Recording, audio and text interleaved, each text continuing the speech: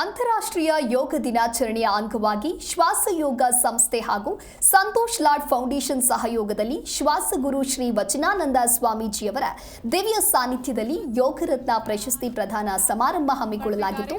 ಈ ಸಮಾರಂಭದಲ್ಲಿ ಉತ್ಕೃಷ್ಟ ಸಾಧನೆಯನ್ನ ಮಾಡಿದ ವಿಶ್ವದ 5 ಶ್ರೇಷ್ಠ ಯೋಗ ಸಾಧಕರಿಗೆ ಪ್ರಶಸ್ತಿ ಪ್ರದಾನ ಮಾಡಲಾಯಿತು.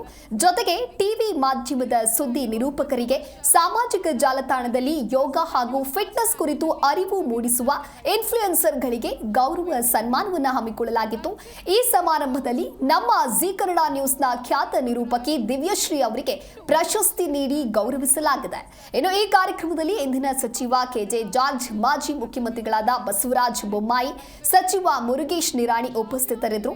ಪೇಜಾವರ ಶ್ರೀಗಳು, ಸಿದ್ಧಗಂಗಾ ಶ್ರೀಗಳು, ಸುತ್ತೂರು ಶ್ರೀಗಳು, ವಚನಾನಂದ ಶ್ರೀಗಳು ಹಾಗೂ ವಿನಯ್ ಗುರೂಜಿಯವರ ಘನ ಉಪಸ್ಥಿತಿಯಲ್ಲಿ ಪ್ರಶಸ್ತಿ ಪ್ರದಾನ ಸಮಾರಂಭ ಜರುಗಿತು. ಜಯರಾಮ್ ಅವರು ವೇದಿಕೆಗೆ ಬರಬೇಕಾಗಿ ವಿನಂತಿಸಿಕೊಳ್ತಾ ಇದ್ದೀವಿ. ನಿರೂಪಕರಾಗಿ 7 ವರ್ಷದ ಅನುಭವವನ್ನ ಪಡೆದಿದ್ದಾರೆ.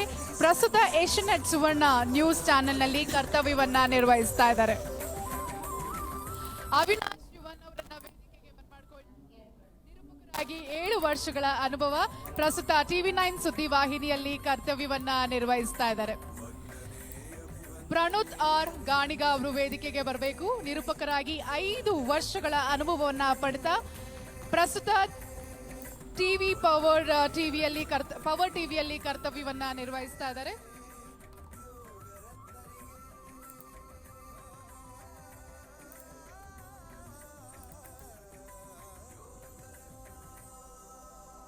ಈ ಎಲ್ಲ ಸುದ್ದಿವಾಚಕರಿಗೆ ನಾವು ಇವತ್ತು ಸ್ವಾಸ್ಥ್ಯ ಯೋಗ ಮತ್ತು ಸಂತೋಷ್ ಲಾಡ್ ಫೌಂಡೇಶನ್ ವತಿಯಿಂದ ಗೌರವ ಸಮರ್ಪಣೆಯನ್ನ ನೀಡಿ ಈ ಒಂದು ಅವರ ಕಾರ್ಯಕ್ಕೆ ಅವಾರ್ಡ್ಸ್ ಅನ್ನ ನೀಡ್ತಾ ಇದ್ದೀವಿ.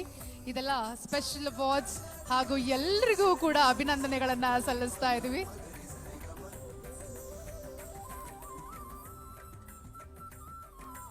ಇನ್ನು